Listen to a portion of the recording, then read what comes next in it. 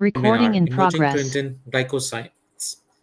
And this webinar is again chaired by Professor Vinod Tiwari, who guest edited the special issue on emerging trends in glycoscience, which has been published in 2 parts. So this second webinar is concentrating on the authors who are published in the second part of our special issue. There will be the 2 talks by Professor Jai Chan and Professor Alexei Dinchenko. So here are the few ground rules for today's seminar. Today's seminar is being recorded.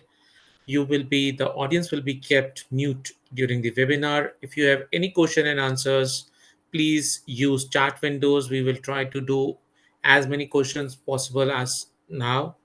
If you are on Twitter or as we call as X, please tweet about our webinar and seminar.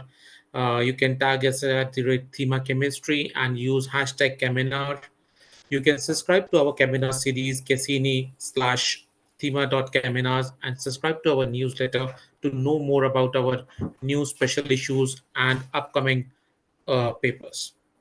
So let me introduce you to the Thieme profile portfolio of chemistry journals and e-products briefly. So we are basically specialized in organic synthesis, help chemists to acquire knowledge about organic chemistry, as well as helping them to devise efficient synthetic method strategies. We have classical subscription-based journals and open access journal. We have a legacy journals like Synthesis and Synlet. At the same time, we have a open access new launches like SynOpen, Drug Research, Sustainability and Circularity with us. We also have a natural product journal, Planta Medica with us and Planta Medica Open with us. Also, we have a database, Science of Synthesis, which is a one of its kind of database where you can find all these synthetic methodologies at one place.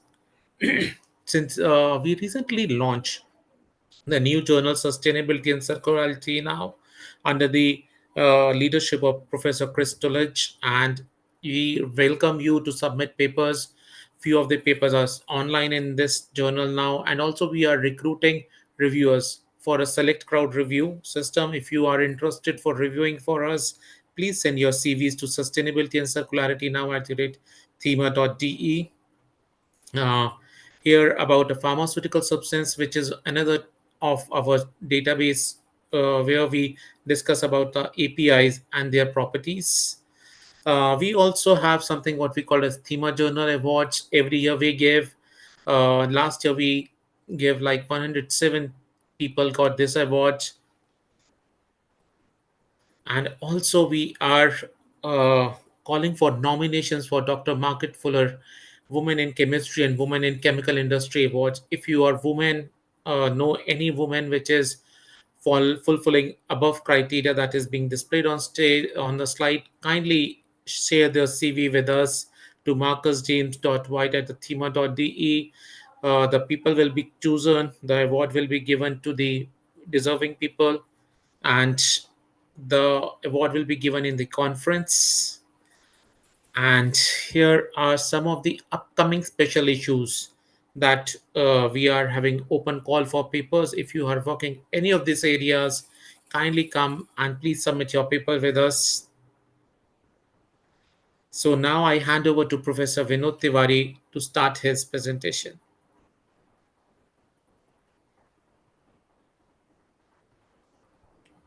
So please.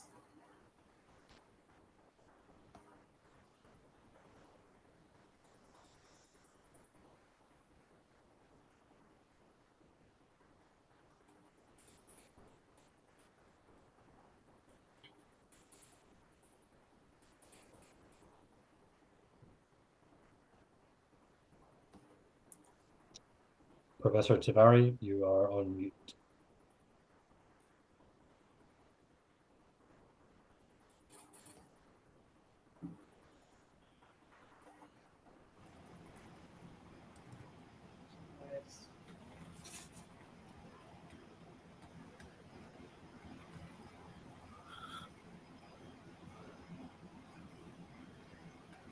Now it looks. Just 1 minute.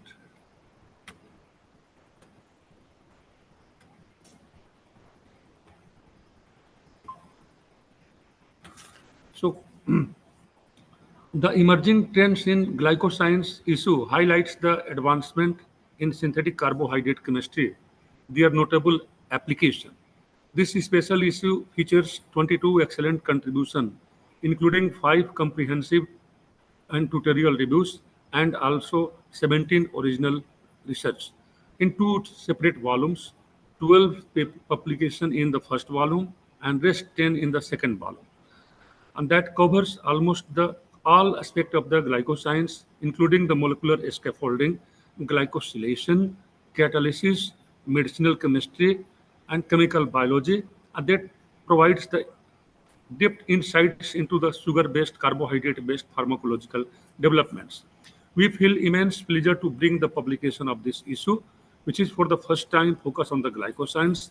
Let me first express my gratitude to Professor Mark Lutens and the entire editorial team of the synthesis, including Dr. Rohit Bhatia, Dr. Fadwa, and today recorder Mr. Andrew Kinnan.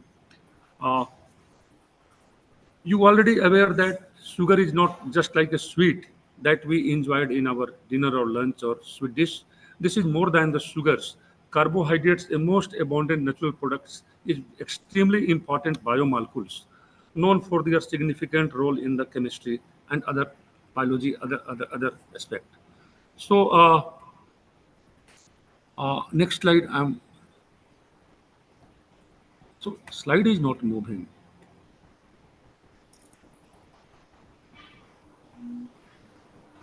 So this is the first volume. You see that we have first volume, 2 speaker already they presented their work. Today we have 2 more speaker. One is Professor Alexei Demchenko from United States, and another one Professor Jai Chen, my mentor. She is also from the United States, from University of California, Davis. So you already aware that carbohydrates are very important aspect, very important molecules.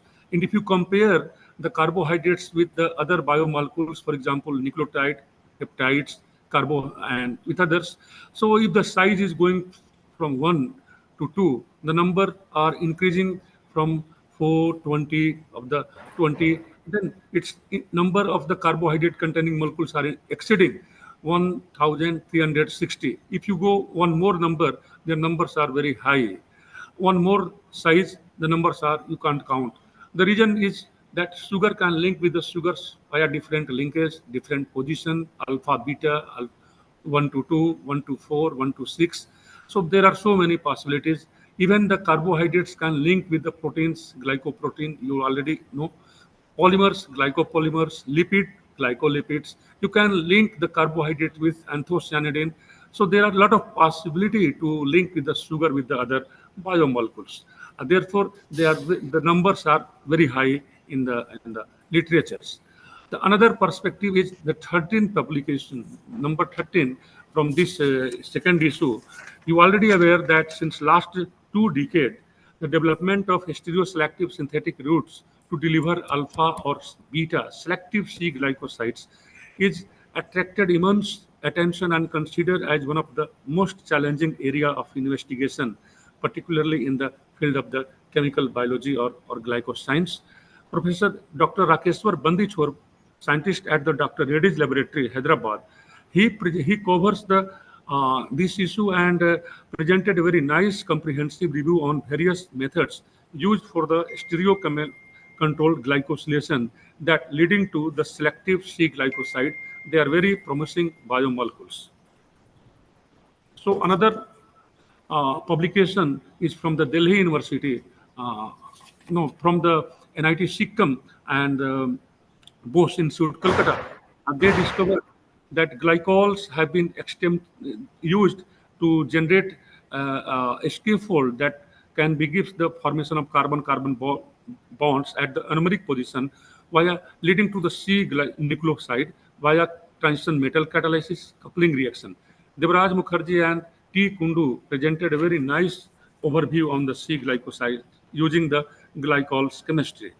Uh, the next paper is dealing with the with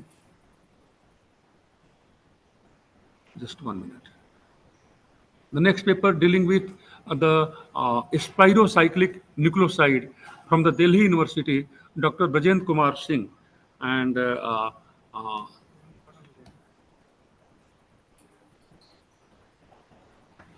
Dr. Bajendra Kumar Singh and his group, and he just used the nucleoside as a building blocks for the nucleic acid, and you already aware that the biological properties can be tailored by chemically modifying the 5-carbon sugars to influence its sugar bucket. This spirocyclic scaffold is very valuable scaffold, and you can see that more than 10 approved drugs are marketed that contains this spirocyclic compounds. The authors highlighted the advances in chemical synthetic methodology for excess high yields of the various member of the spirofunctionalized nucleoside family. Followed by this work, Professor Anup Kumar Mishra from Bose Institute, Kolkata, he used the 3+2+1 block synthetic strategy and developed the hexasaccharide repeating unit corresponding to the capsular polysaccharides. And this is his second paper in this area, and the Professor Alexei Demchenko paper is selected for the cover page of this issue. This is special issue of the emerging trends in glycoscience. The groups explore the expedited synthesis of super-armed glycosyl donors via oxidative thioglycosidation of glycols. And he is today's speaker just after Professor Chai Chen lecture. Another perspective is what the Brajendra Kumar Singh from University of Delhi, he devised a very efficient, highly expedient one-part protocol for the diastereoselective synthesis of heterocycle fuse, particularly the pyrono 3,2 quinones glycohybrids, starting from the perlene aldehydes react with the 4-hydroxyquinolines. The methods has notable features. Followed by this work, another paper is from Professor Jaykumar Kandasamy from our own university, Banaras Hindu University. Now he shifted to the Pondicherry University. And what the authors developed, they used the platinum catalyzed stereo-controlled synthesis of aryl C glycosides from aryl boronic acid and glycols enones. He used the 1,4 conjugate addition reaction. The method has notable features.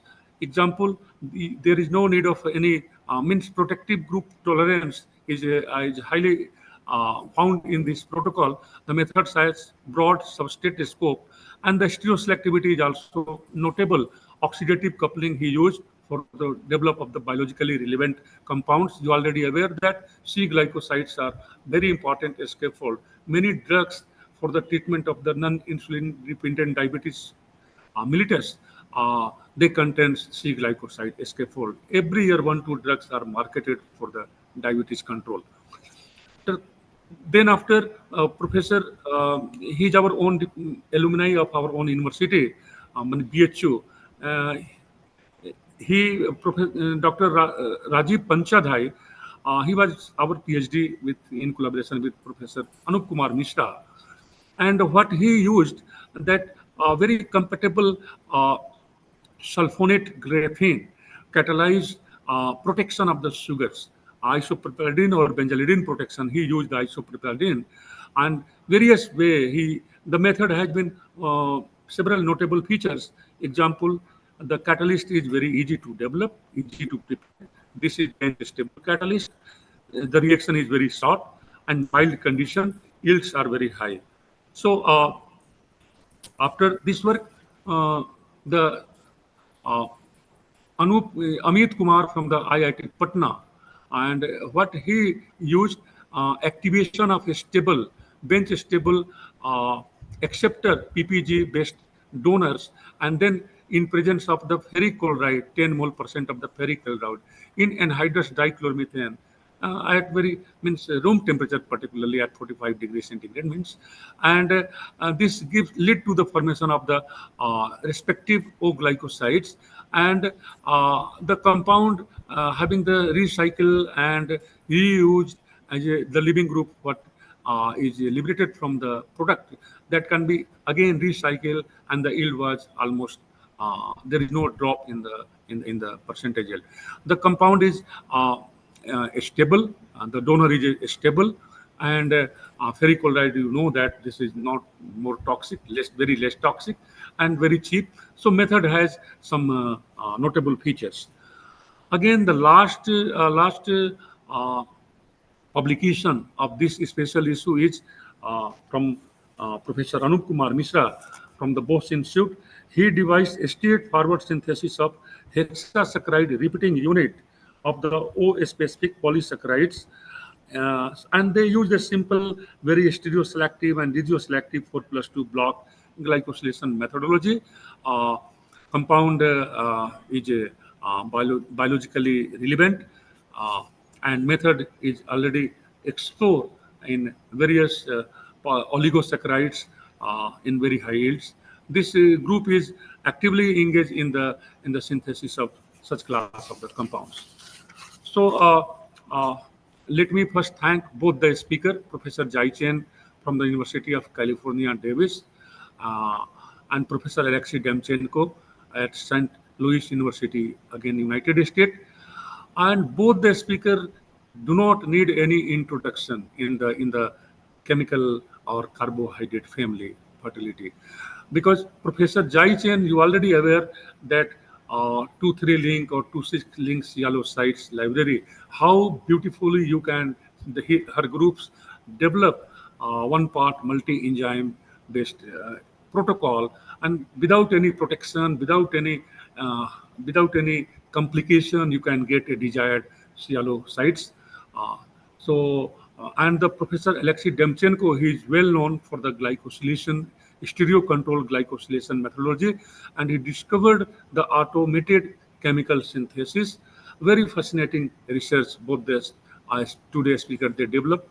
Let me introduce the first speaker. I'm again thankful to Thieme Science issue for giving me an opportunity to publish this special issue. So first speaker, I'm stop sharing my slide. First speaker is Professor Jai Chen. You already aware that 5 carbon sugars are very important. You know the importance in DNA or RNA, deoxyribose or ribose sugar. 6 carbon sugar is also very important. Glucose, you already aware, glucose, galactose, mannose. But there is one more sugar which neither have 5 carbon nor have 6 carbon. They have 9 carbon sugars. They are occupied at the terminal end of the cell. Therefore, this is known as the terminal sugar. Professor Jai Chen group is actively focused, very highly focused on sialocyte or sialic acid containing molecules. Biologically relevant molecules, you can go through her publication. You will highly impressed with the quality publication. Many NGChem, JAX, glycobiology, even Nature, so many beautiful articles. So I feel very proud that I was the member of that group in 2007.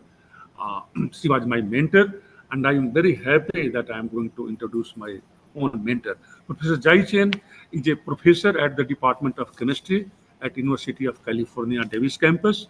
She received her Bachelor of Science from the China Jimen University in 1994, and then earned her PhD from the Wayne State University in United States in 2000 on the chemistry, biological or organic chemistry. She worked after PhD. She joined as a scientist position at Neos Technologies in 2000. About 1.5 years she was there, or 2.5 years she was there as a scientist. And then after she joined, Madam joined assistant professor at the UC Davis in 2003 August month. Then she was promoted in 2008 as associate, and then full professor in 2011. Professor Jai Chen is known for her innovative idea on the one-part multi-enzyme synthesis, chemoenzymatic synthesis of complex sialic acid containing glycans and glycoconjugates. The developed molecules can help to understand sugar-related biological process and to also to develop the potential diagnostic and therapeutics. Her research is well accepted in the for the many numerous awards honor. For example, she received in 2006 National Science Foundation Career Award, then Beckman Young Investigator Award. This project supported me as a postdoc there, fellowship. Then CACPA Distinguished Junior Faculty Award in 2007. Thieme Chemistry Journal, the same synthesis inlet. They awarded with the Thieme Chemistry Award in 2008. Alfred P. Solon Research Fellow, she was selected for 2000, in 2008. ACS Carbohydrate Young Investigator Fellowship the same year in 2008. UC Davis Chancellor Fellow in 2009. Camille Dreyfus Teacher Award. She's very famous teacher in the United States, in the Davis. It's very famous. She was awarded with the Professor ACS Award, Young Talents in the Science Award, ACS Carb Hork Isbell Award in 2012, and she was awarded from her alma mater Jinggang Lecture Award in the Zemen University, PR, China in 2013. Then she was awarded for the same year, she was awarded for the Carbohydrate Research Award for Creativity in Organics, in Carbohydrate Chemistry. She was member of the Dean Team Award for Excellence from Science School of Medicine. American Association for the Advancement of Science Fellow, she received in 2015. And she was editor of the Carbohydrate Research, Elsevier, for more than 4 years. And today she will present on advancement in chemoenzymatic synthesis of complex sialocytes.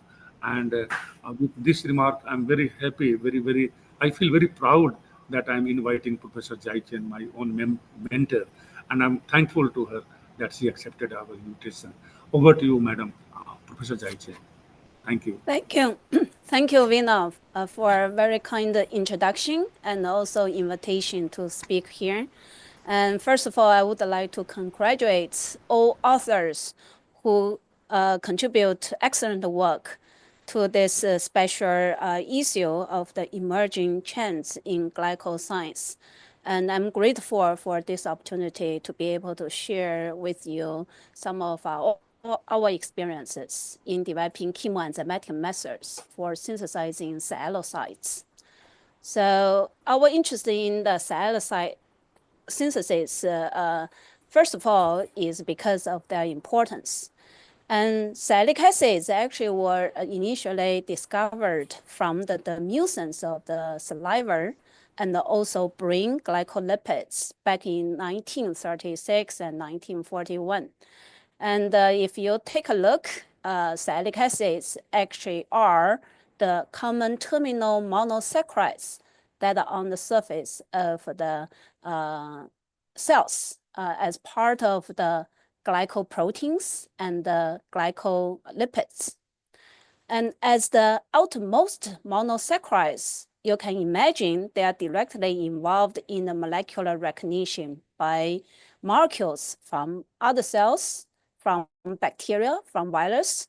So they are directly involved in cell-cell communication, inflammation, cancer metastasis, bacteria and bacteria infection, and viral infection.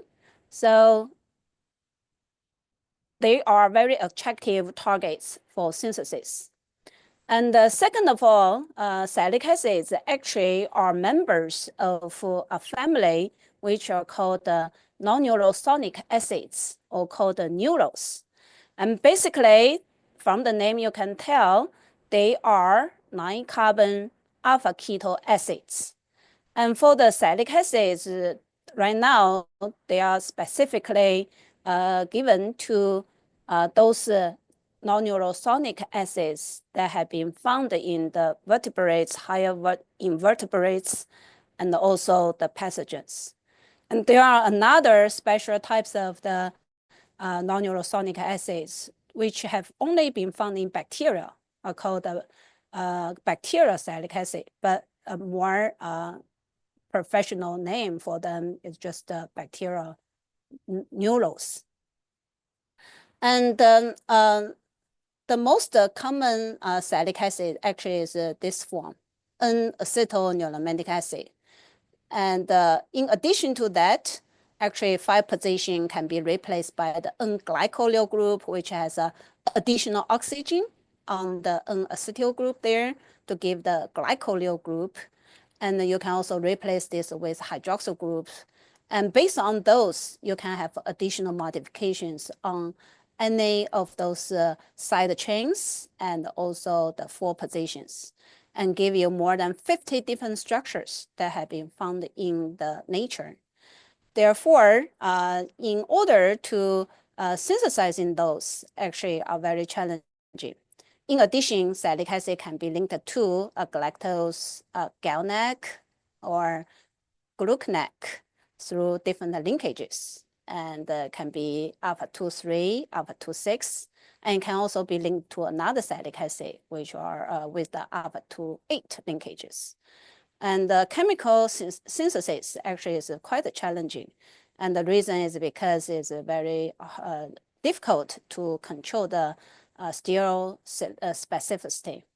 And since I started in UC Davis more than 20 years ago, my group has been interested in developing efficient methods that combine chemical synthesis and enzyme catalyzed reactions for making salicylic acid containing structures.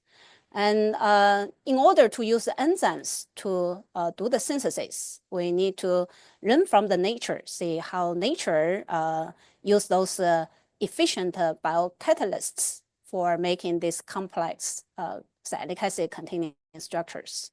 So basically in bacteria, efficient way is you can start from the 6-carbon sugar and couple with phosphoenolpyruvate, and to synthesize this 9-carbon sugar and same time give away the inorganic phosphate. And then once you have this 9-carbon sugar, you can use CMP salicylic acid synthetase to activate it to make the sugar nucleotide, which is the required donor substrate for the key enzymes that are involved in making the cellular linkages in nature, which are called the cellular transferases. And you can have in vertebrates, the process is more complex. You need to have 3 enzymes in order to make the salicylic acid. But nature also has an enzyme that can be used to break down this salicylic acid, which is called the salicylic acid aldolase. And it catalyzes the reversible reaction. So basically, you can use this less expensive pyruvate coupled with N-acetylmanosamine and use salicylic acid aldolase to make this 9-carbon sugar. As long as you have a larger equivalent of the pyruvate, you can push the reaction towards the formation of this 9-carbon sugar. And in addition, you can couple with the second enzyme, which can push the reaction to the right for the formation of the CMP salicylic acid. And with coupling of the cellular transferase, basically you can put this system in one pot for making the cellulosides. However, as I mentioned, there are modifications on the salicylic acid. How does nature introduce those? Those are introduced at the CMP salicylic acid level or on the final product level, the celluloside level. So you can imagine those are also enzyme catalyzed reactions and require to use quite expensive, less accessible donor species. For example, in order to add the O-acetyl group, you need to use the acetyl-CoA. In order to add the sulfate group, you need to use the PEPs. So those are expensive donors. And also the enzymes that catalyze those reactions are not readily available. So in order to simplify this process, basically you can couple salicylic acid aldolase, CMP salicylic acid synthetase, and the cellular transferase, but introduce the modifications at the monosaccharide level at the 6-carbon sugar stage. In this way, we can simplify the process, and we call this process as a one-pot multiple enzyme chemoenzymatic synthetic strategy. Basically, you can use the chemical synthetic way to introduce modifications on the monosaccharides could be 6 carbon sugar or 9 carbon sugar. And once you have that, you can put all the enzymes together and will give you the nice product. And of course, you need to provide a suitable acceptor. So this is the OPME strategy that we developed. And this has been used quite efficiently. And in order to make this efficient and successful, we need to consider several aspects. First of all, of course, you need to find the right enzymes. So over the years, we have identified actually a limited number of the sialic acid aldolases and the CMP sialic acid synthetases will be able to provide a large library of the CMP sialic acid and the derivatives. So basically for the sialic acid aldolase from E. coli or Pasteurella martosida, both work well. And for the PM aldolase actually can work better for some of the modified substrates. For example, the modifications on the 5 position of the mannose or mannac derivatives. If you want to use that as the substrate, the PM aldolase works the best.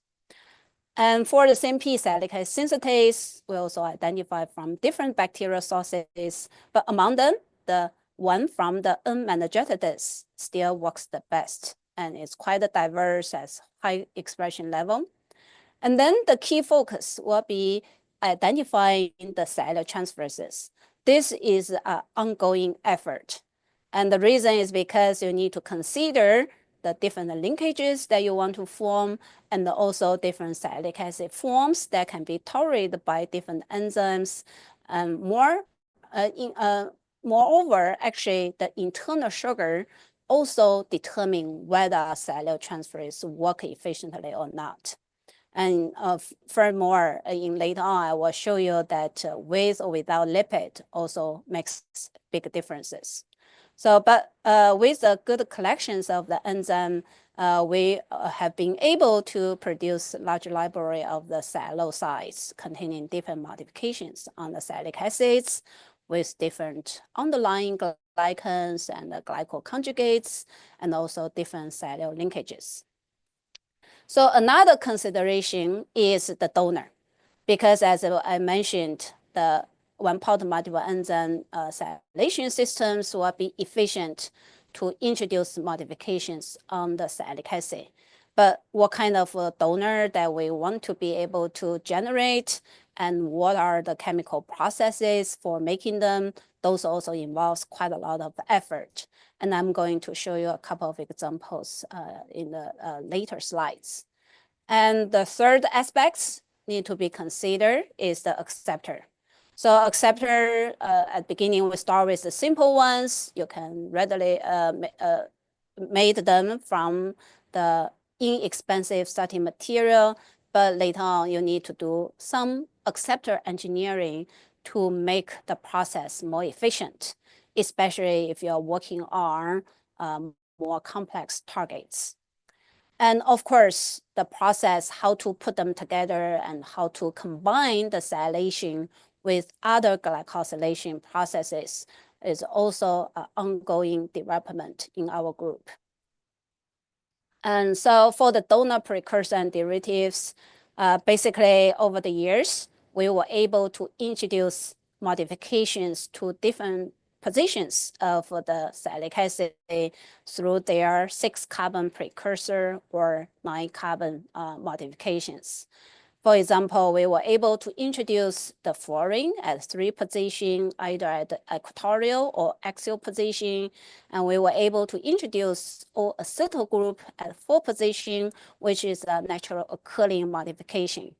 And at 5 position, we can vary for N-acetyl, which is Neo5AC version, and N-glycolil, the KDN, OH, and also the modified substituent on there. And 7 and 8 and 9, we were able to introduce the azido deoxy, basically replacing the hydroxyl group with hydrogen, and also replace that with azide and the fluorine. And so the strategy has been able to shown that this one-part multiple enzyme process is very efficient.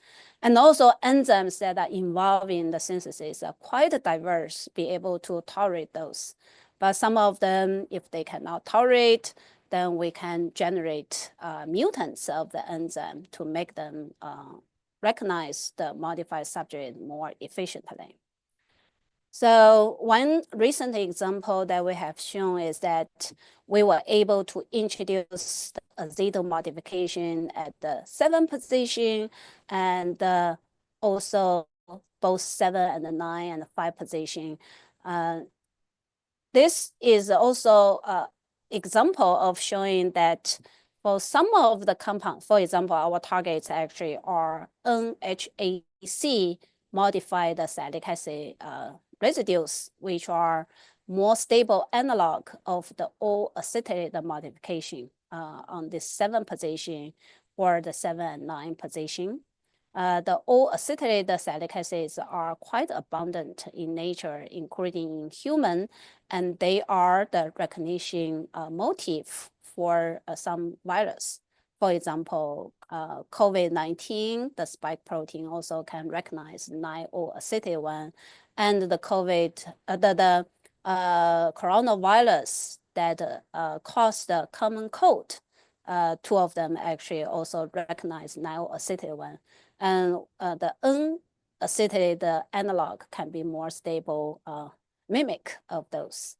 So basically, we use this kind of, we call the chemoenzyme synthon. So the 6-carbon precursor with azido modification on the 2, 4, and 7 position, and which can be tolerated very well by the Pastorella matosida salicylic acid aldolase, and also N-menagetic CMP salicylic acid synthetase and sialotransferase to introduce those azido-modified salicylic acid onto the gal beta PMP with 2,6 or 2,3 linkages.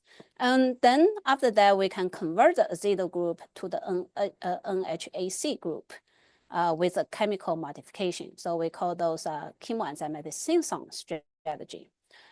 So with the final product, this kind of synthesis, the acceptor actually is quite defined because we want to have this PMP tag onto the galactose, so we can make the 2,3 or 2,6 linkages, and we can use those as the probes to profile the subject specificities of sialidases from different sources, including influenza virus, from different pathogenic bacteria.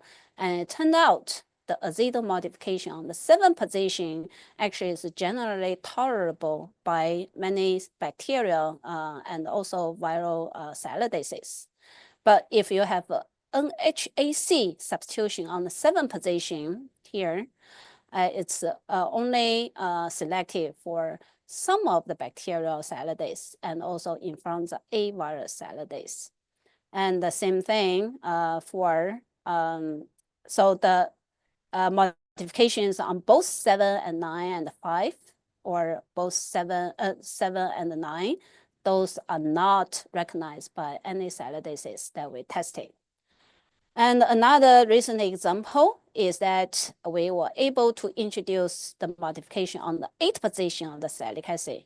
Again, use the 6-carbon precursor, but because we are modifying the 5 position here, so I have to use this furanose kind of form as a precursor and do 1.3 enzyme synthesis to make this 8-NAC modified salicylic acid onto the sialocytes containing gal beta PMP, and they can be very efficient subject for profiling the sialidase properties. And again, another is use the azido modified precursor as a chemoenzymatic synthon. After 1-part multiple enzyme reaction, we can make the sialocytes containing the azido modified salicylic acid, and which azide can be converted to the amino group or NHAC afterwards by chemical modification. And this actually has been found to be selective subject for bacteria and influenza A virus sialidases.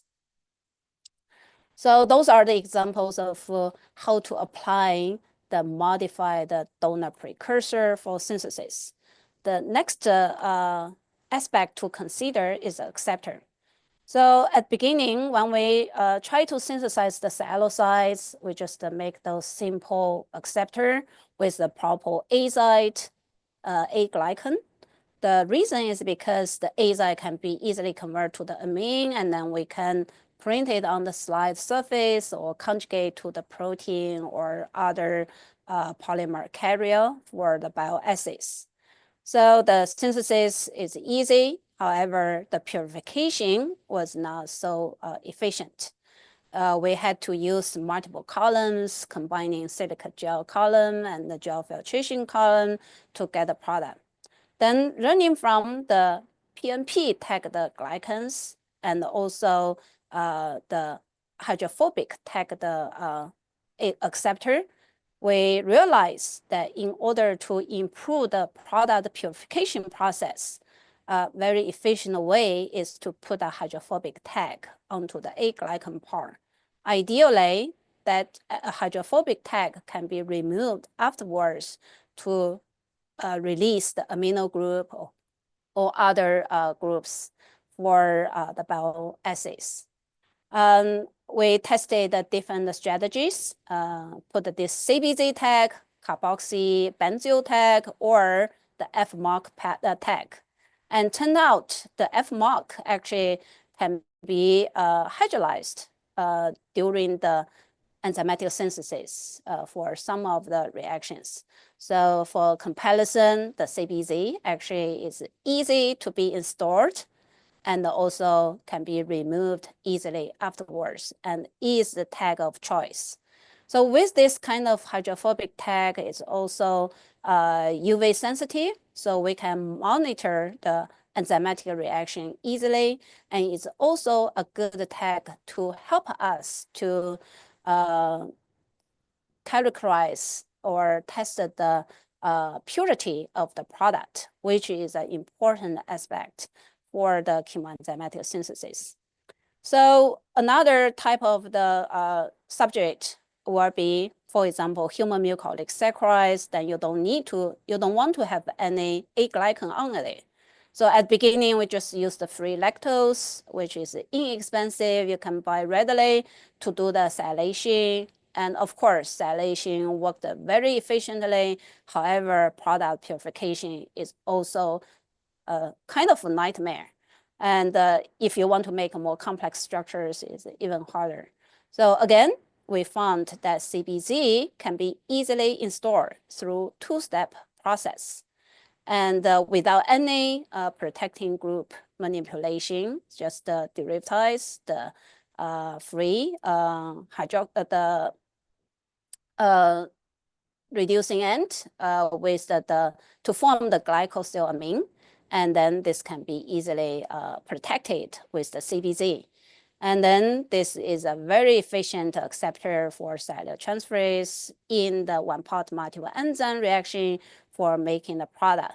And then with the tag, we can also push the reaction towards the completion. So you only need to separate this product from other side product, like the nucleotides, sugar nucleotides, and also the enzymes. So one single C18 cartridge, less than 30 minutes, you can get your product very efficiently. So again, the CBZ works very efficiently.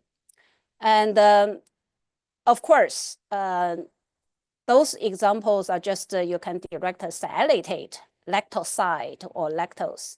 However, for nature sialic acid existing containing compounds, the internal sugar or internal structures can be quite complex.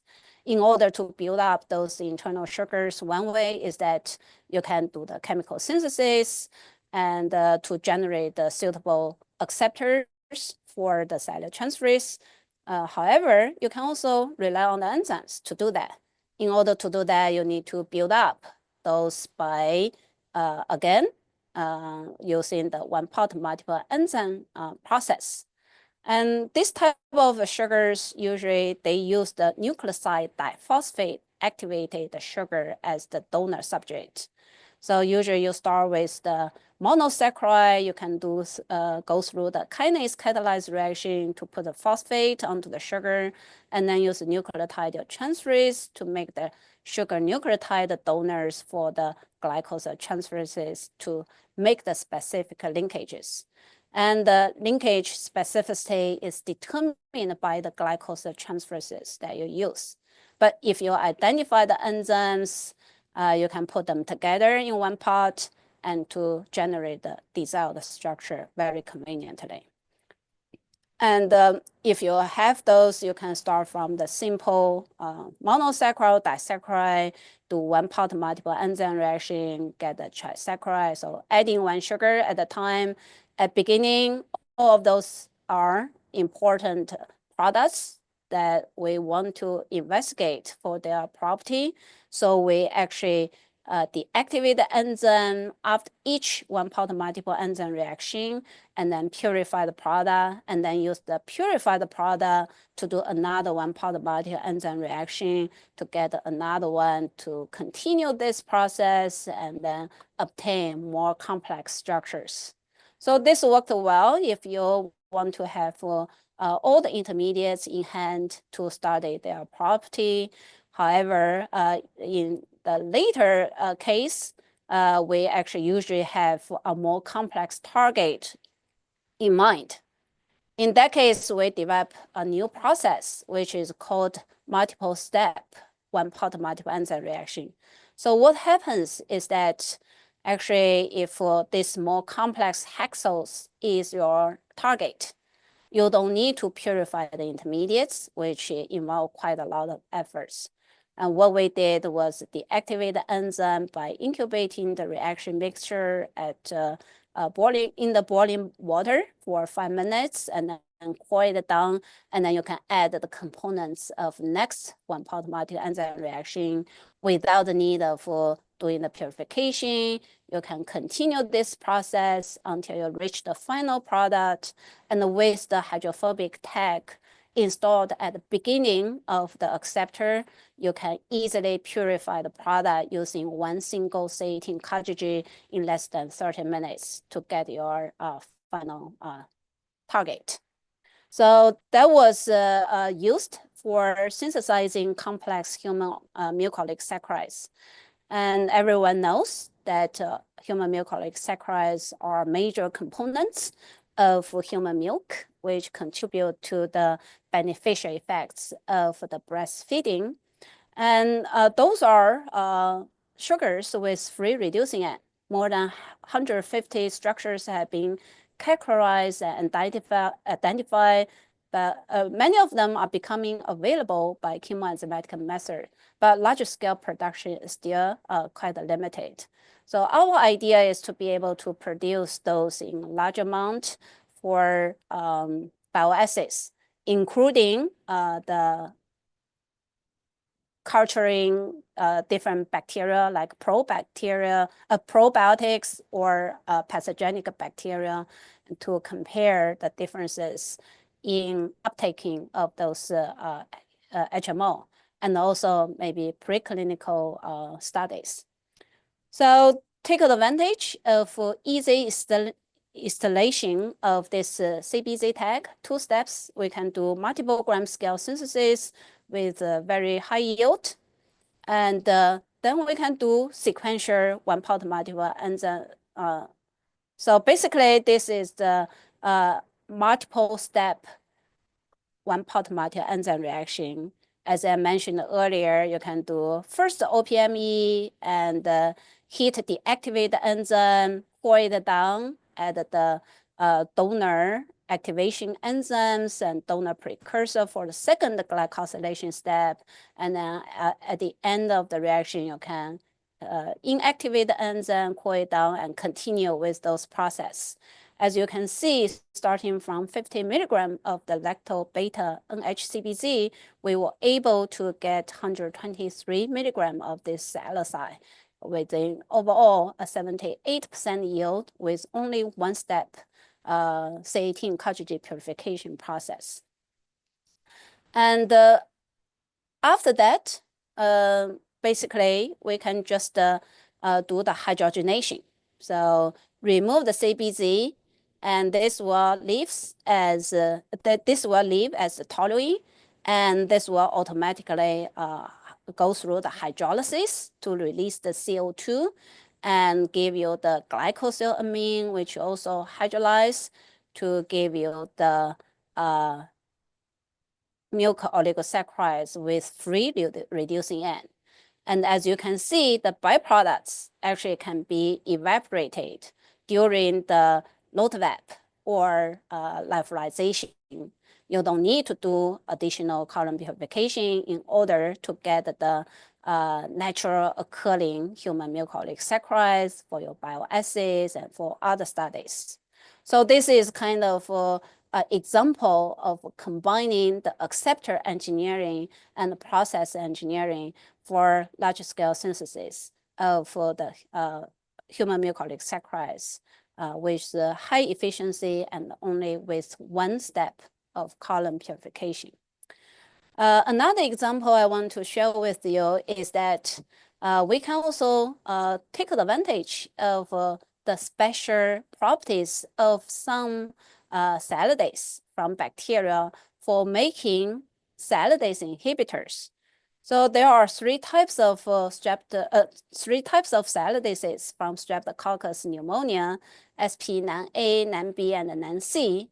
And SP9A basically is a sialidase with a common hydrolysis property. So hydrolyze the sialic acid and release the free sialic acid afterwards. It has been used for synthesis purpose as well.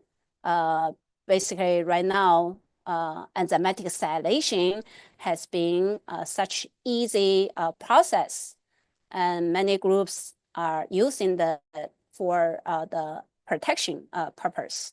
The protection of the sites from fucosylation, so regioselective fucosylation purpose. So after you install a sialic acid, you can remove it afterwards, use the sialidase. SP9A has been used quite commonly for that.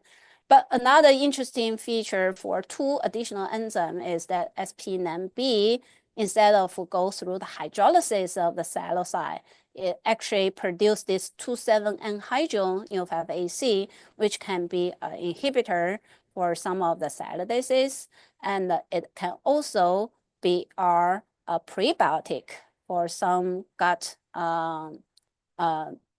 microbe. And SP9C, the third sialidase in the Streptococcus pneumonia, actually produces this 2,3-dihydro compound. So basically is the inhibitor for many sialidases, including the human sialidase and also the influenza-virus sialidase. So basically, you can put SP9B together with this one-pot multiple enzyme sialation system to directly convert this 6-carbon sugar or its derivative to this 2,7-N-hydro-N5AC or derivative. Or you can use this one-pot multiple enzyme system combining sialation with the SP9C to directly produce the N5AC 2EN or its modified derivative. So this has been used quite efficiently. However, as you can imagine, the purification is not so easy. So one way to overcome it is, again, to use this tagged acceptor, the lactose for the sialotransferase, and go through two-step process. So first step, basically just do the one-pot multiple enzyme sialation to get the CBZ tagged sialocyte, and those two can be easily purified from others and separate from each other by a single C18 cartridge. And then you can collect this and go through the SP9B or SP9C process. And you can generate this desired product and go back to the starting material. And this can be collected to go through another round of this. So you can accumulate the desired product without the consumption of the acceptor. The only thing that is consumed is the sialic acid and the CTP. And so this actually works more efficiently. We were able to get gram scales production of this prebiotic and the inhibitor. So another example I want to share with you is the ganglioside synthesis. And gangliosides are sialic acid containing glycosphingolipids. They are important components of the cell membrane and play many important roles as a cancer marker, cancer vaccine candidates. They can be immunosuppressant, can be therapeutics for neural damages and neural diseases, and they can also be standards and probes for research. And gangliosides and other glycosphingolipids share this lacto-beta-celamide core structure. This compound itself is insoluble in water. And it has this special lipid called celamide, has two components in there. One is the sphingosine, one is the fatty acid. And if you remove the fatty acid, you get the lacto-beta-sphingosine, then you'll get a soluble compound, and you have a nice hydrophobic tag in there. And this is a good starting point for doing the enzymatic synthesis. So basically, this compound itself can be made from lactose and phytosphingosine and get 40% yield production of this. And we can do large-scale synthesis of this starting material. You can do sequential one-part molecule enzyme reaction, go through multiple steps to add one sugar at a time, sialic acid, GalNAc, Gal, and alpha-1,2 fucose. You can get fucose of GM1. And after that, you can do the acylation to put the fatty acyl chain to get the desired product. Again, with the hydrophobic tag, the purification was very easy. Just one C18 cartridge purification, less than 30 minutes. You get your target. And acylation after that, you can also do the C18 cartridge purification. So overall, the total synthesis of this overall yield was 37%. And the major yield kind of was determined by the chemical synthesis process, and the enzymatic yield 3 steps only, actually 4 glycosylation steps. The total yield was 93%, which was very high efficient. And this strategy can be used to introduce different sialic acid, as shown in this example of one-part molecule enzyme synthesis of the GM3 containing different sialic acid derivatives. And the advantage of this method is that it's easy purification, compatible with the water-soluble enzyme catalyzed reaction, and also installation of the fatty acid at the last step, which can be used to efficiently introduce different forms. Different forms of fatty acid actually exist in the ganglioside in nature. So this is an example for that. And we further developed a method to do gram scale synthesis. And in this, actually, we had to improve the enzymes in the process by protein engineering of the key enzymes involved in the synthesis. And also, we found adding detergent for some of the enzymes, such as this beta-1,4 GalNAc transferase. If you add the sodium chlorate as detergent, can improve the efficiency with the combination of engineering of the protein to make it more stable, higher expression, and more efficient, and the inclusion of the detergent, we were able to do gram scale synthesis to get high yield production of this very important candidates for therapeutic development, which is GM1, beta-sphingosine, and you can add the fatty acid in the last step to generate the ganglioside. More recently, we were able to introduce modified sialic acid onto the lipid, onto the ganglioside, and do high efficient synthesis of those gangliosides with 9N-acetyl modification on this disiallyl component. And those are more stable analogs of the 9O-acetate compounds which exist in nature. We are working on study their functions. So in conclusion, I hope that I have convinced you that one-pot multiple enzyme, one OPME system, and the multiple-step OPME or MS or OPME strategy are very highly efficient in making different kinds of psilocybin. And also, chemoenzymatic synthesis, in order to be efficient, need to consider different aspects, including enzymes, especially glycosyl transferases, and how to generate more efficient mutants, and the donor, acceptor, and the process. All of those need to take in place for efficient synthesis. And in the future, actually, continuing identification of new glycosyl transferases, especially for E. coli expression, is very important, and further improve the expression of the mammalian enzymes in E. coli, because we have a lot of knowledge about the accepted subject specificities of the human mouse glycosyl transferases. If we can express them in E. coli, we get very efficient biocatalysts with good knowledge for synthesis. And of course, target-oriented systematic synthesis of a big library of the compounds is very important for investigating the functional roles of different carbohydrates. And how to make this process automated is also a big direction in our group.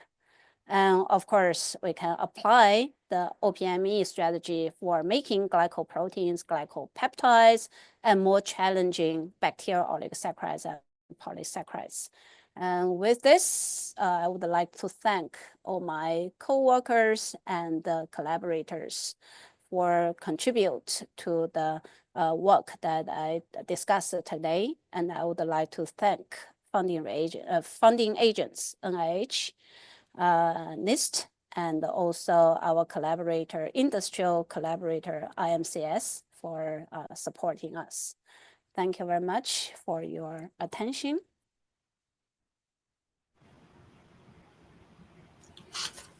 Thank you very much, madam. Very fascinating presentation, well in time.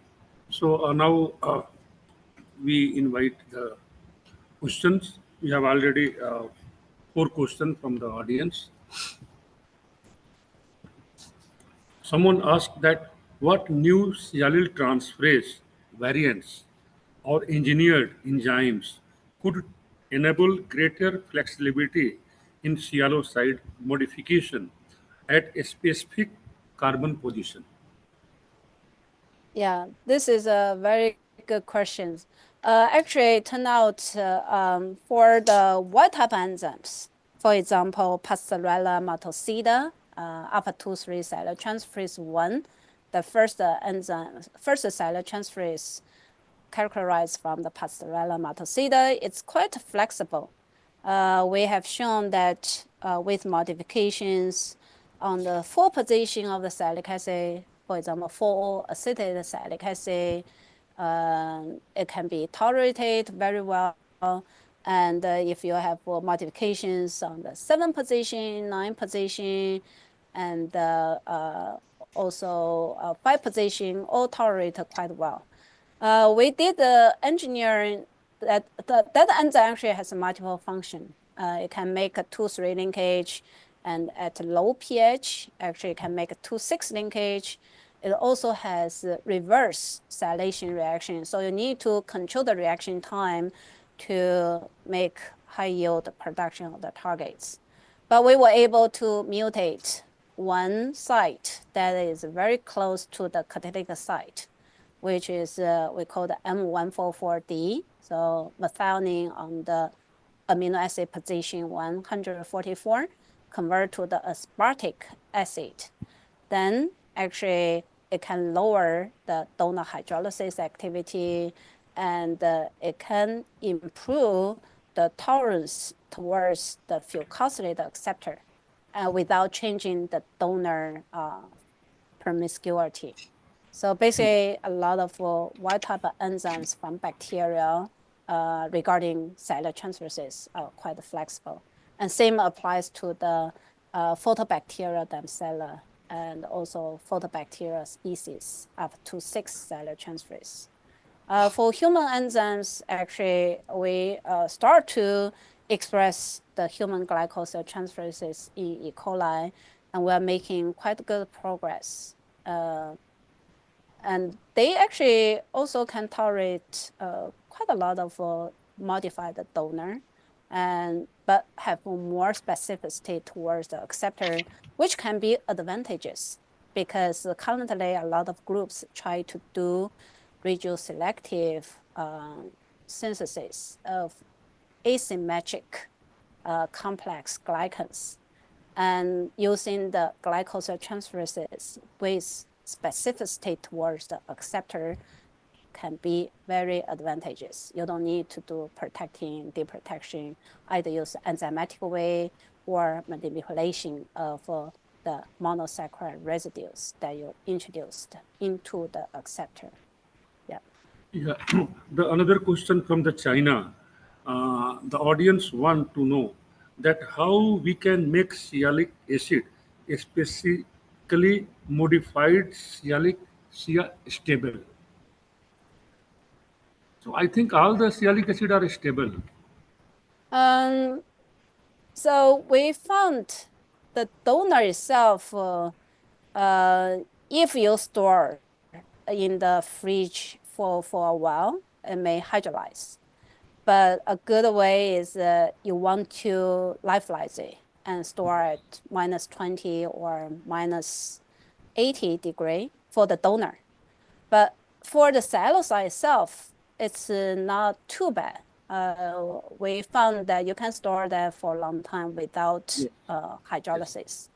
The key thing is store in the powder form, like a lyophilized version, and you want to neutralize it or keep it mild acidic. So between pH 6, 7 would be good.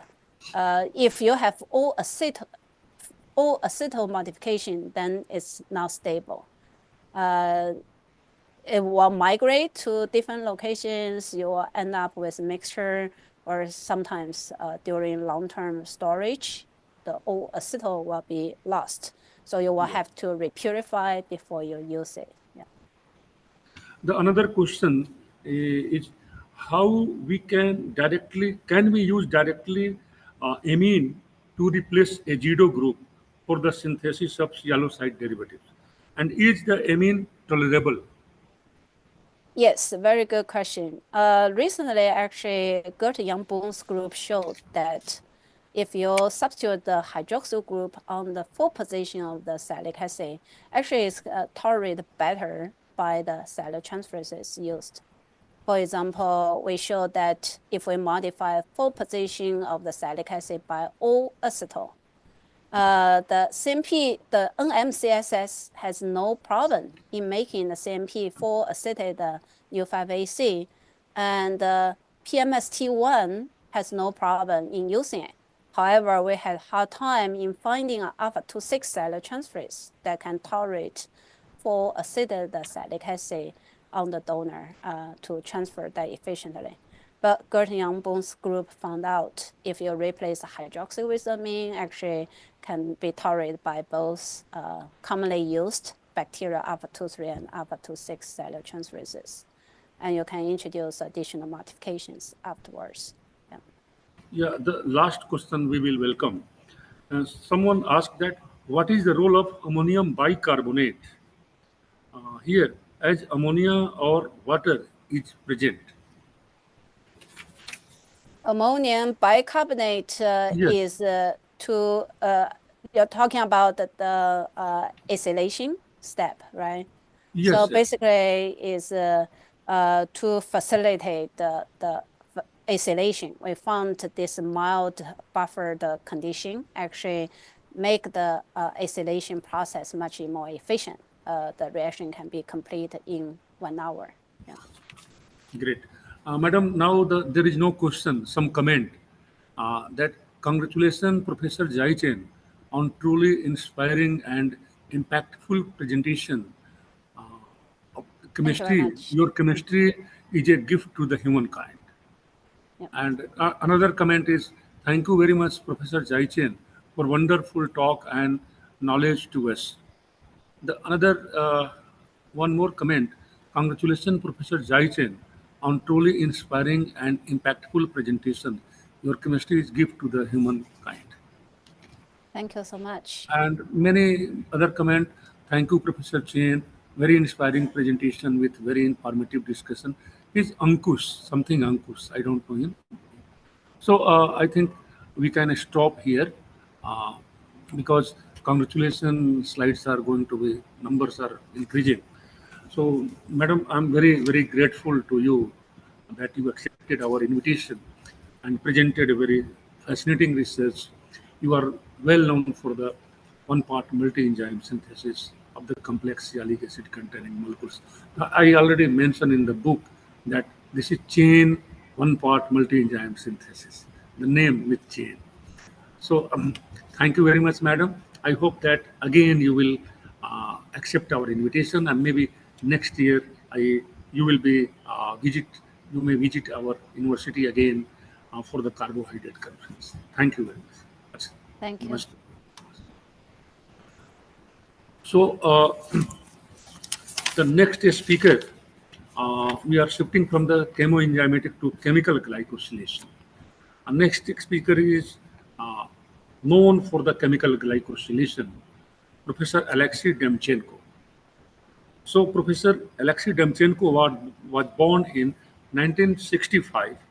He raised an educated in Moscow, Russia. He graduated from the Mendeleev University of Chemical Technology of Russia, and he earned his master diploma in chemical engineering in 1988. And then he joined the Professor uh, Kochetsko Law Lab at the Zelensky Institute of Organic Chemistry in Moscow, very, very famous lab.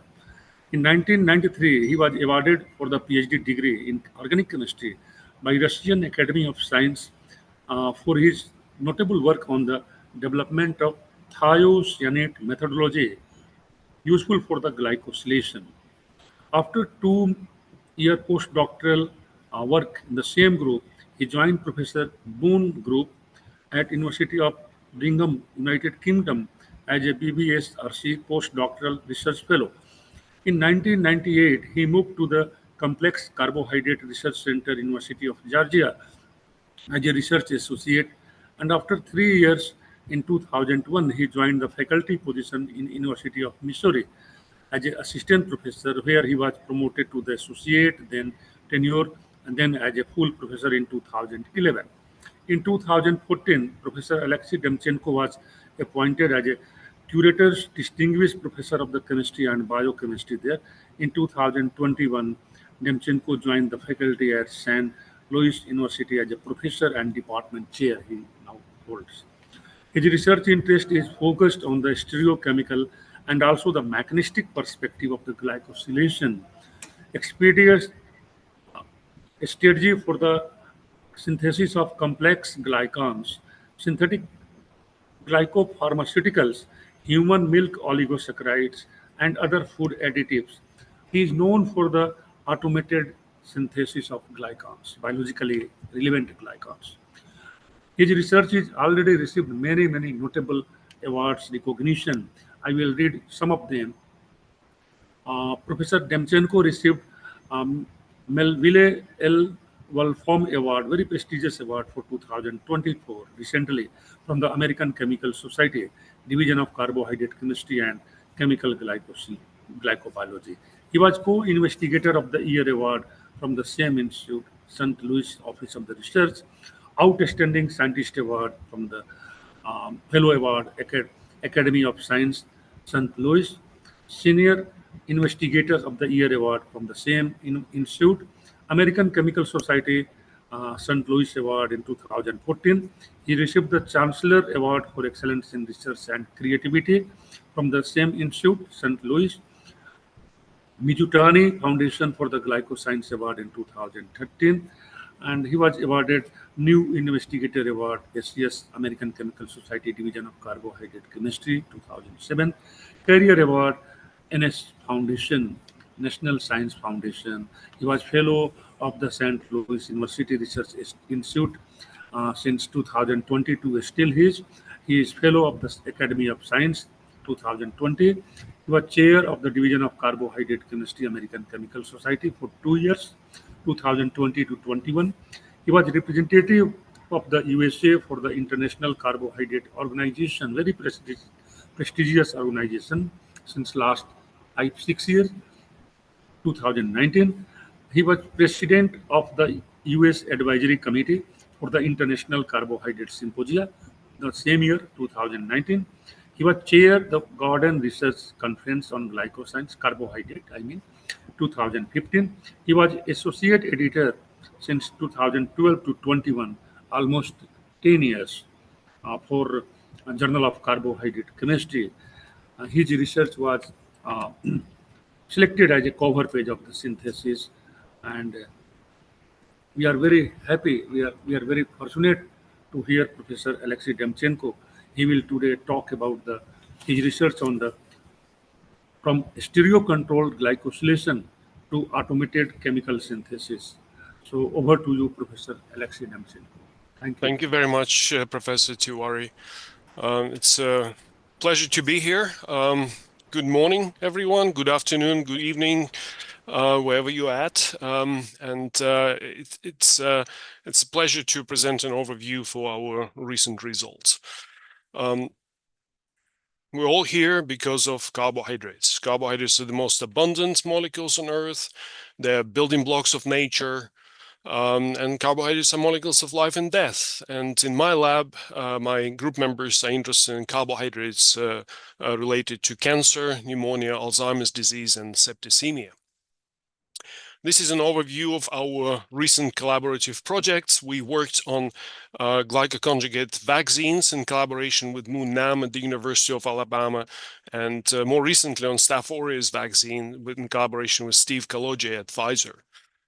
This is an ongoing project related to small molecules. It's a medchem type of approach in collaboration with biochemists and computational chemists. And very recently, like the Chang group, we got ourselves into synthesizing human milk oligosaccharides as well.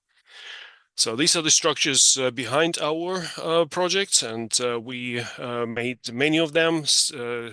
Streptococcus pneumonia oligosaccharides are shown here. Staph aureus were very difficult targets because each monosaccharide required total synthesis. These are human milk oligosaccharides that we synthesized chemically, and some other glycans. And our targets, they identify our research interests. In my lab is working on chemical glycosylation, glycan assembly. We more recently started developing automated technologies, and everything that we make find application in collaboration with the biomedical researchers.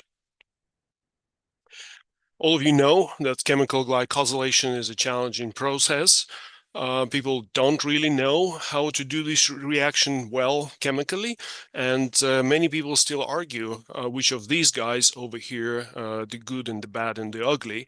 But everyone who's done glycosylation even once know that these reactions uncontrolled glycosylations can give you mixtures of diastereomers, often referred to as alpha and beta, and many side reactions are also taking place during glycosylation, and it's not uncommon to get products related to hydrolysis, elimination, some other processes, and so on and so forth. So there are many ways of controlling glycosylation reactions, and some of them are surveyed over here. And over the years, our group contributed to developing methods for chemical glycosylation. We started with glycosyl thiamidates, and everything we were studying was based on thiamidates. And we discovered the O2O5 cooperative effect in glycosylation with thiamidates, and then found that it's a general phenomenon. today I'm gonna only briefly talk about most recent discovery of this the 4K reaction, and I'll just touch a little bit about the stereo controlling effects of hydrogen bond mediated aglycon delivery. All of you know that glycosylation enjoyed more than 145 years history. Arthur Michael, the same Michael who developed what is known now as a Michael addition reaction, was the first to do glycosylation using glycosyl chlorides. And Koenigs and Knorr, they are credited for developing of the first controlled glycosylation, according to which glycosyl bromides would react with acceptors in the presence of silver salt. There are many modifications made to this reaction, including famous Helfrich modification that used mercury salts. In this century, it's not something that we want to use routinely, and we wanted to look into this reaction. And this reaction works and still applied to a variety of targets, works very well if you work with the very reactive halides and very reactive acceptors. But if you are like my former postdoc, Yashpal Singh, would try to use unreactive benzoylated manazyl bromide and some hindered glycosyl acceptor, you would probably fail this reaction miserably. As Yashpal noticed, even after 30 hours in the presence of 2 or 3 equivalents of silver oxide, reaction gave a very, very low yield. Yashpal was a great postdoc. He came from J. Raman's lab. And he very quickly found conditions that would allow him to improve the outcome of this reaction. By adding just a little bit of TMS triflate to the reaction mixture, he managed to accelerate this reaction dramatically, going from 30 hours to 5 minutes, an excellent yield. And he also managed to decrease the amount of silver needed for this reaction, first to 2 equivalents and further to stoichiometric silver. We refer this reaction as the 4K reaction because it was discovered by German chemists Koenigs and Knorr, and cooperative catalyzed is cooperative catalysiert, forgive my German, so we named it as a 4K reaction, and recently Carbohydrate Research published our review article. So what's going on mechanistically in this reaction? If you take glycosyl donor and silver oxide, they would form the complex. And in case of highly reactive donors, the bromide leaving group will dissociate. In case of unreactive donors, we just revert back to the starting material and no reaction would take place, so very slow reaction would take place, unless you add TMS triflate. TMS triflate would shift the equilibrium, would reinforce the silver bromide bond formation, and from here on reaction becomes irreversible because silver bromide precipitates. And then through the cascade of the process, we form the product. What is formed here also is TMS triflic acid that would help to regenerate TMS triflate, and silver hydroxide would convert into silver oxide with the help of molecular sieves. So by looking at this reaction mechanism, Yashpal Singh thought, why do we need to use excess silver? Can we just get away with the stoichiometric silver? And stoichiometric silver in this application is only half equivalent. So he recorded this video to show you how he can monitor this reaction by eye without even doing any TLC. You can notice this dark color, which is a typical color of silver oxide, which is dark brown, almost black. And this is a fast process because this is real-time video, lasts less than 2 minutes. And you can monitor it by just following the color change. Towards the end of the reaction, you would see that this reaction fully decolorizes. Well, not fully. It's you'll get some yellowish color that corresponds to silver bromide. But if there is no silver oxide in the reaction mixture, then there is no reaction. So it's time to get ready and stop. And this is what was highlighted on the cover that shows old and junky car of Koenigs Knorr period, and modern car that's using this binary fuel over here, and that is St. Louis, where we live and work. So that Yashpal made many reactions, and in the meantime, you could notice that reaction practically decolorized. There's not even point doing TLC because the reaction would not proceed any further in the absence of silver oxide. The yields are great. Stereoselectivity is not quite there, but it's expected because these donors don't have any stereoselectivity handle over here. More recently, a new generation student, Ashley Dent, she thought that this reaction is not so great. We're not telling all the truth about this reaction, she thought, because, well, yes, this conversion of bromides into the glycoside takes only 10 minutes. But to make bromides, you need to spend time because the synthesis of bromides usually would originate from thioglycoside, particularly differentially protected ones, and it's a fast reaction. But then you need to quench it, you need to evaporate, you need to dry bromide and do this reaction. So instead of 10 minutes, this could be a half a day or even a whole day adventure with all the steps involved. So she wanted to develop a streamlined 4K reaction by going directly from thioglycosides. And she achieved that by replacing bromine with the iodine. And you would say, so what's the big deal? Rob Field in the 90s showed that iodine can activate thioglycosides very well, and you would be correct. It works very well with the armed or benzylated thioglycosides. Indeed, if you take 3 equivalents of iodine, at room temperature in 15 minutes, you would see complete conversion of the armed thioglycosides into the products. Unfortunately, if you take disarmed thioglycoside, which is benzoylated one, it will, even after 4 hours, you would see practically no reaction, no product formation, unless you add some silver to it. Iodine together with silver accelerates reaction dramatically. Reaction is even faster if you go with the triflic acid as an additive, and this will allow you to reduce the amount of iodine to only 1.5 equivalent. And these conditions work also with armed, of course. It's even faster, and it's significant in a way because with this reduced amount of iodine, in the absence of silver, reaction slows down dramatically.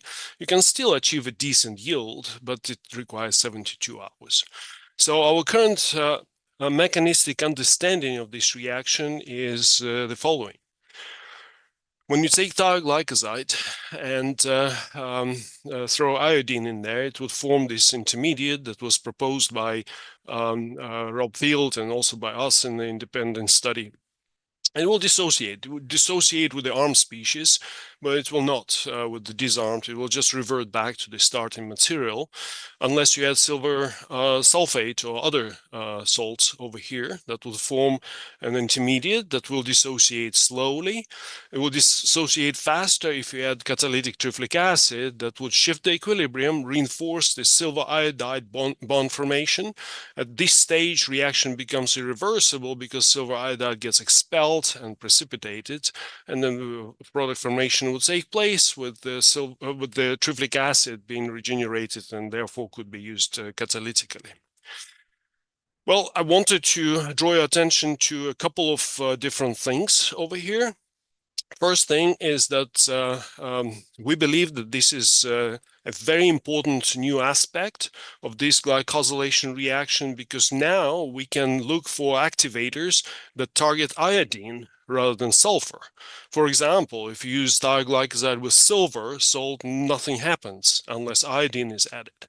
And this allowed Ashley Dent to screen for other halophilic salts such as bismuth that would now can activate thioglycosides very well. Other salts may come in mind as well. So this is direction that she's currently exploring. Stereoselectivity. Also, stereoselectivity is somewhat problematic here. How do we control stereoselectivity? Well, there are many ways of controlling stereoselectivity, and neighboring or long-range participation or hydrogen bond-mediated aglycon delivery would be a possibility. So hydrogen bond-mediated aglycon delivery was introduced by Pritika Yasomani in my lab some 10 years ago when she observed that the activated donors would form the hydrogen bonding with the glycosyl acceptor that then would get delivered from the same face of the ring. This can be applied to the use of PIC ether or PICO ester, and these reactions work very well. For example, if you do this glycosylation with the benzylated donors, under these reaction conditions, there is no selectivity. Great yield, but selectivity is practically non-existent. If you add PIC or PICO at this remote position, then stereoselectivity becomes complete or nearly complete. And these are alpha glucosides.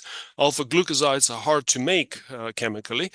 And it works very well for 1,6, 1,4, 1,3, 1,2 linkages throughout. So Ashley Dent wanted to try to see if this HAD approach is suitable with her for her 4K reaction. And compatibility of the reagents is not trivial over here, because if a metal salt that's used for activation of thioglycosides is interfering with the PICO nitrogen, there will be no selectivity because nitrogen won't be available for hydrogen bonding. But it worked very nicely. It worked very nicely in this application. So she managed to get very high selectivity and yields and continue with the synthesis of small oligosaccharides. HAD allows you to deliver the nuclear file from the top as well, and previously it was explored for the synthesis of mannosides. We made plain mannosides, we made mannaka, which is amino sugar with acidic functionality, mannozamine, mannuronic acid, and so on and so forth. In this application, it works also reasonably well. At position 6, PICO would help to achieve fairly decent beta selectivity. It's not complete in this application, but it's it's pretty much maybe acceptable considering that there is no participating group at position 2. Okay, I'd like to switch gears a little bit at this stage, because everything that I told you so far was done manually. Manual synthesis is something that we use all the time.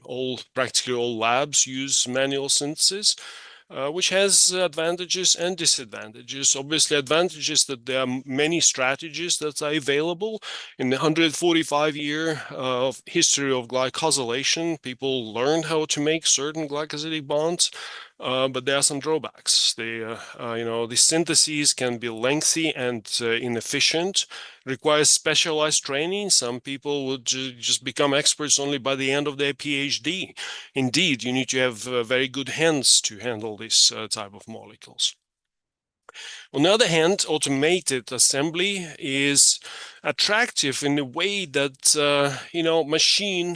if machine does the synthesis, machine doesn't really know who presses the button or brings the building block, loads the building block. So the complete automation would minimize operator intervention, and it would improve reproducibility, because machine wouldn't know whether the button was pressed in the United States, in Europe, in India, China, or wherever. So it should be exactly the same reproducibility for all reactions. Well, there are drawbacks. Reactions can be incomplete. It's harder to control, monitor, and for solid phase synthesis, large excess of building blocks would be needed, and a majority of all equipment and resins designed for peptides. Our automation in our lab is based on HPLC, and well, obviously there are other famous automated platforms, such as one developed by Peter Seeberger in Germany, GlycoNears. But we thought that we can just use HPLC and do about the same.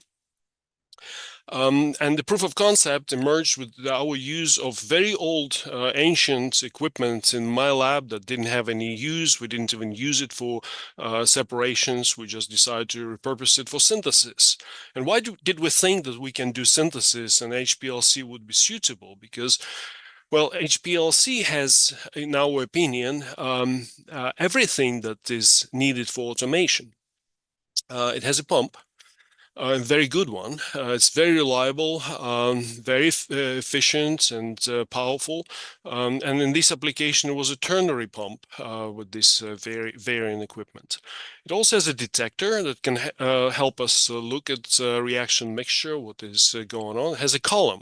We didn't need a column because we want to do synthesis, not separation. So we could just empty it, throw the silica out, fill it up with the resin that would be modified with the glycosyl acceptor and start pumping glycosyl donor solutions through. And this is what we've done. At the very beginning of this development was work by Vijay Ganesh, a postdoc in the lab who also came from J. Raman's lab. So what he did, he created this circuit with the acceptor inside a column. Donors were delivered with different intake lines of a ternary pump.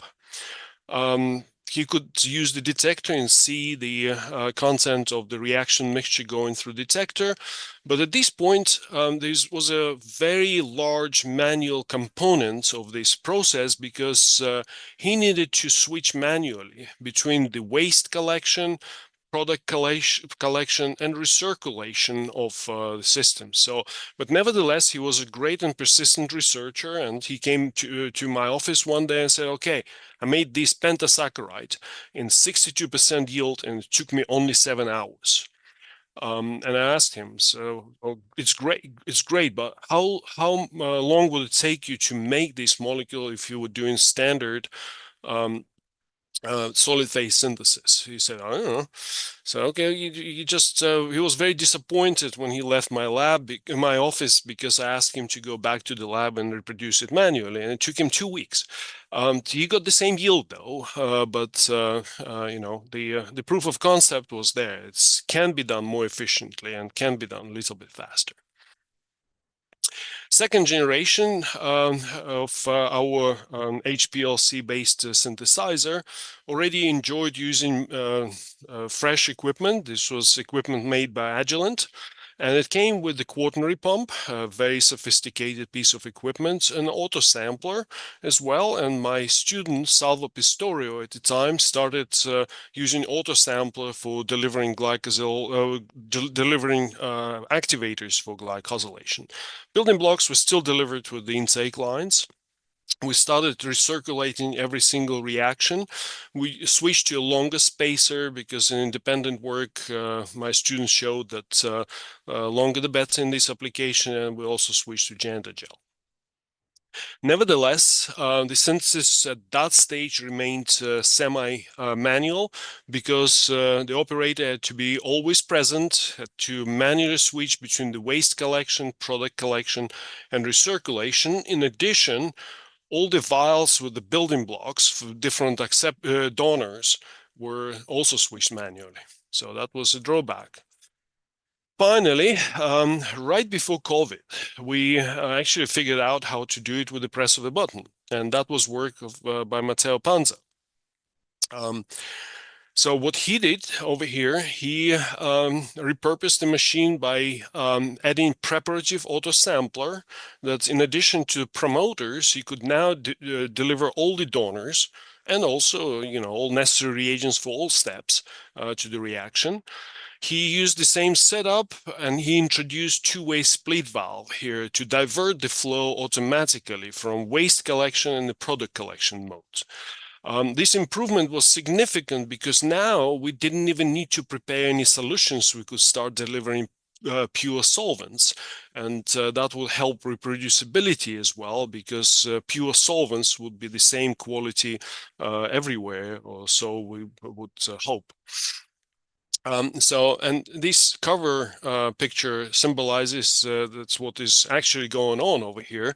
As a matter of fact, we call it press of a button automation, when the operator would load all the donors and all the reagents into autosampler, program the machine to do a few sequential steps to get the glycan of desired length, press the button, leave the lab, come back 12 hours later and find the product in the collection flask. So why 12 hours? Well, 12 hours because Matteo wanted to program the machine and to not come back in the middle of the night. He wanted to just sleep in his bed and come back in the morning. So that's why 12 hours. In addition, we would not be able to monitor the reaction. This is why the yield is lower than previously, but it's also a proof of concept. Matteo had a dream because he was really upset with using polymer supports that was developed for the synthesis of peptides. And he wanted to develop a dedicated polymer support specifically for carbohydrate synthesis. And for these efforts, we named our new resin Panzergel for his last name. So he took Gender Gel as an inspiration, and he modified the linker over here and the connection to improve stability under acidic conditions common for glycosylations, and also achieved better swelling in polar solvents such as methanol. So that was before COVID, and then we all know what happened. So many labs were shut down. We were sent home. Our students suffered because they needed to graduate on time. And my student who was working on automation, Samira Escopy, she felt that she cannot be productive enough even if she was doing the synthesis overnight, but only of one molecule. So her dream was to repurpose the machine in a way that with the press of a button, she would synthesize multiple molecules overnight and still graduate on time. And to do so, she changed the machine. She repurposed this to do synthesis in solution. So now both donors and acceptors and all other reagents were delivered with autosampler. Column now doesn't have a resin because there is no resin, but she started loading molecular sieves in there just to, the drier the better for glycosylation. Very conveniently, actually, at the same time, Agilent introduced a 4-way split valve. So we purchased that and implemented it in our system. So now she regained the recirculation ability, which was essential for doing solution-based chemistry. And she also added fraction collector that allowed her to synthesize multiple molecules and separate them with the help of a fraction collector. Well, the first attempt was disappointing. Samira was a great student in my lab. She was starting her 5th year, and she would do these glycosylation reactions with really good yields and efficiency.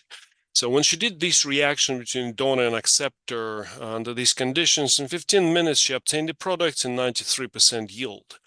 When she did the same reaction under the same conditions, even longer reaction time on the machine is not as experienced as a 5th year PhD student, and machine failed miserably.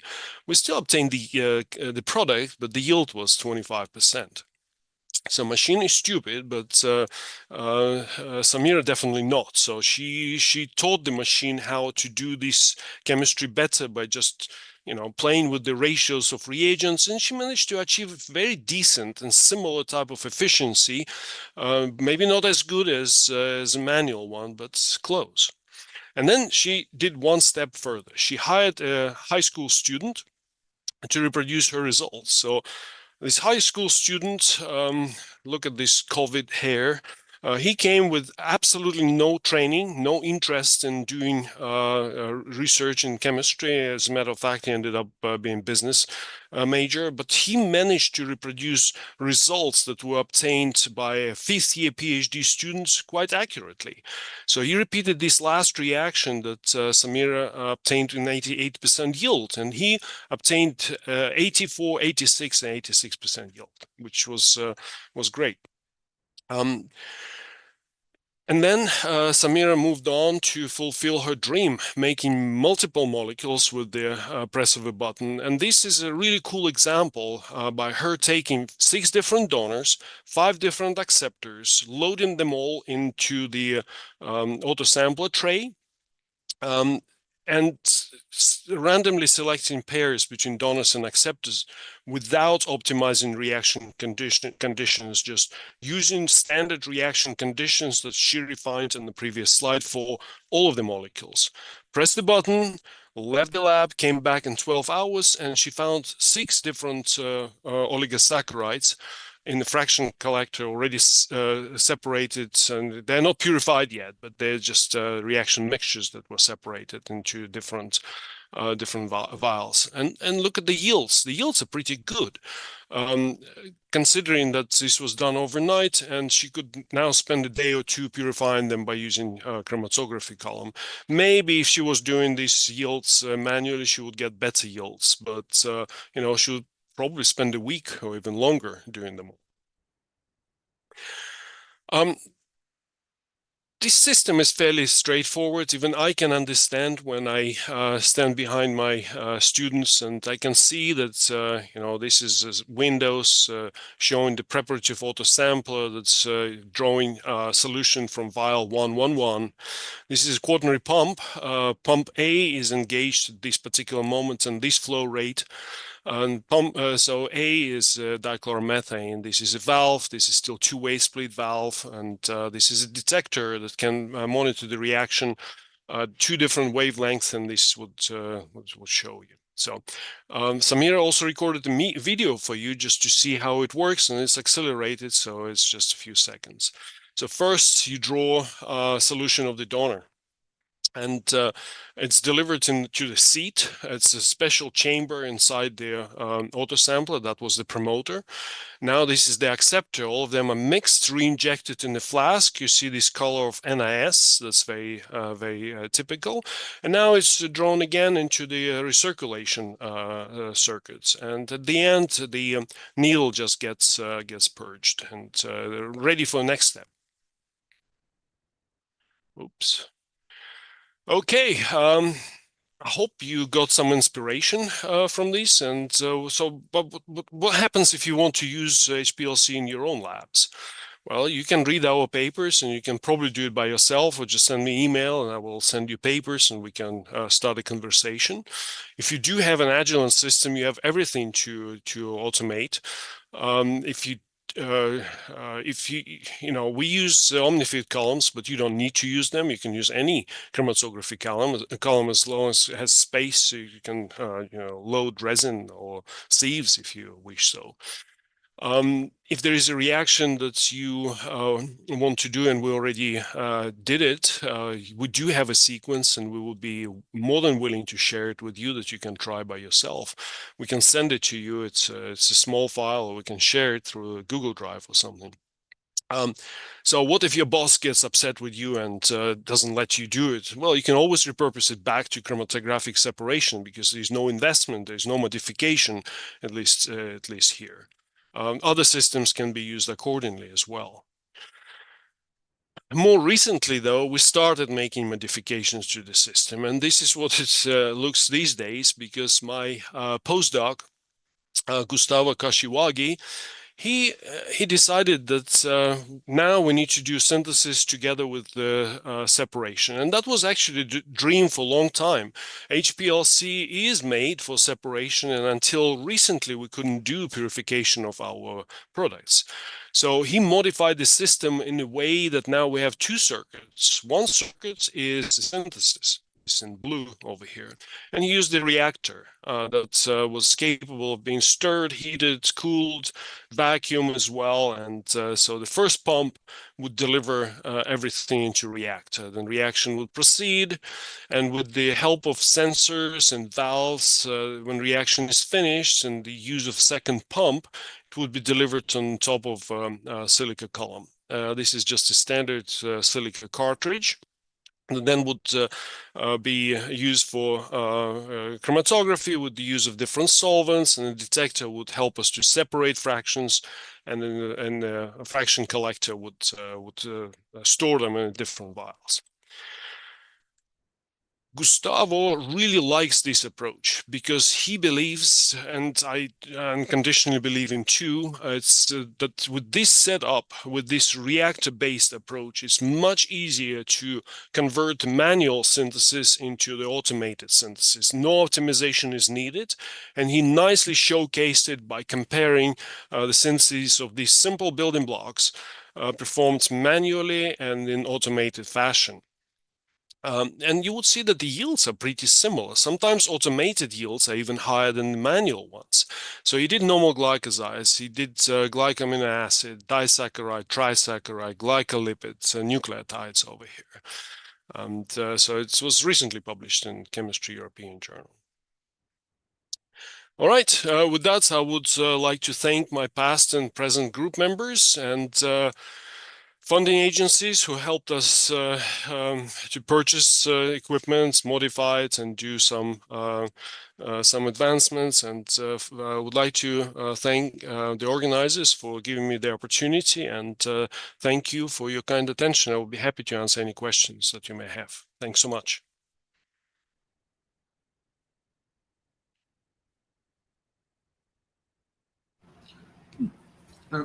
Thank you very much, Professor Alexey Demchenko. Very nice presentation, very informative, and this Thank is you. extraordinary presentation on the chemical glycosylation. We have some question from the audience. The first question is, what is 4K reaction? I mean, he asked about your carbohydrate research, recent carbohydrate research. Yeah, sorry, 4K reaction is this reaction shown here. It's cooperative catalyzed Koenigsegg reaction. It's 4K. All the stages of this reaction were described in this recent review in carbohydrate research. Drop me an email and I will be happy to share it with you. Yeah. And one question asked by someone, AK, what are the main challenges in scaling HPLC automated glycan synthesis? Well, challenges are different. So if you do polymer-supported synthesis, the challenge is the cost of the building blocks. So polymer-supported synthesis requires large excess, depending on who does it. It can be 4 equivalents of donor, 10 equivalents of donor. We are proud that we managed to reduce it to 4 equivalents still.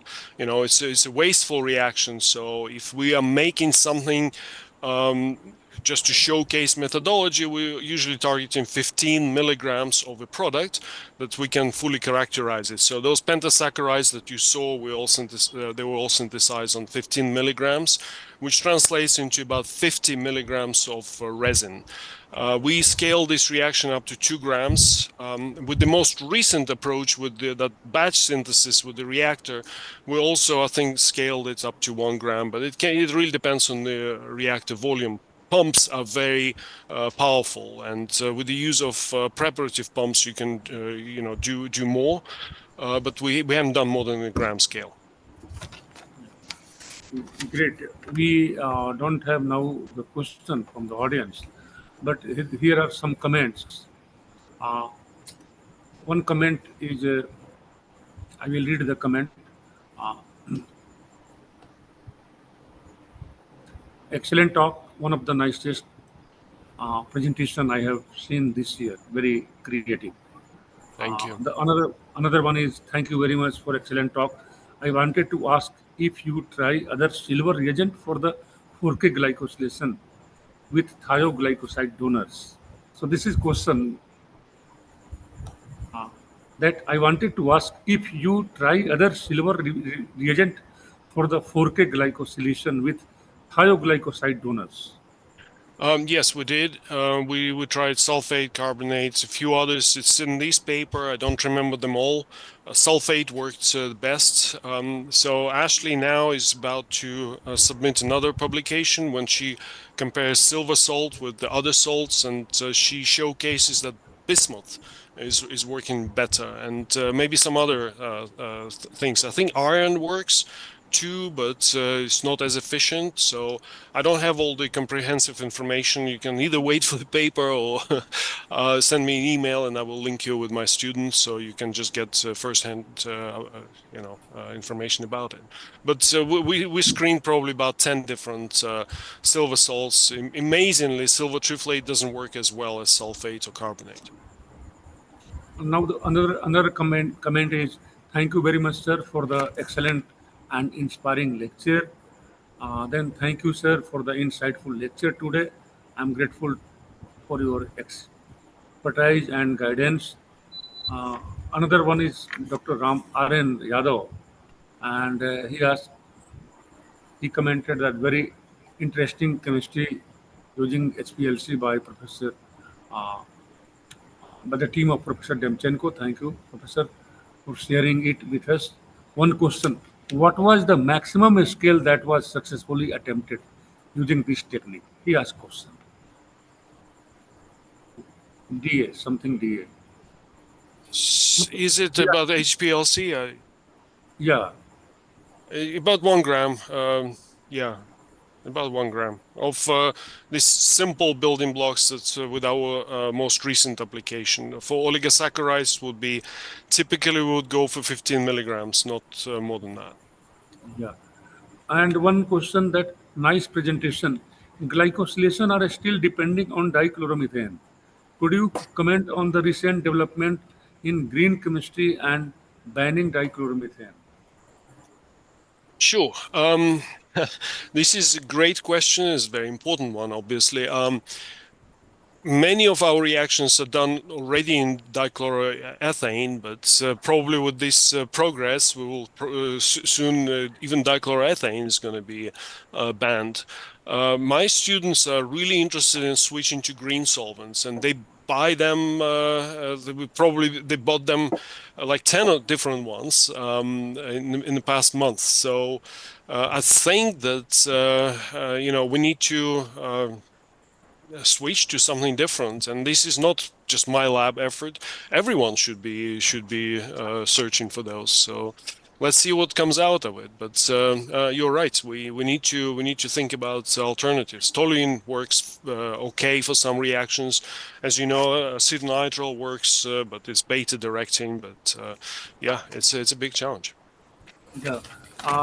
The other one comment, this is compliment. I mean, we all are here due to carbohydrates. Well said, Professor Demchenko. You have transformed the era of the glycosylation from conventional method to automation. Great chemistry, great presentation. So I think this is. Thank you. You're too kind.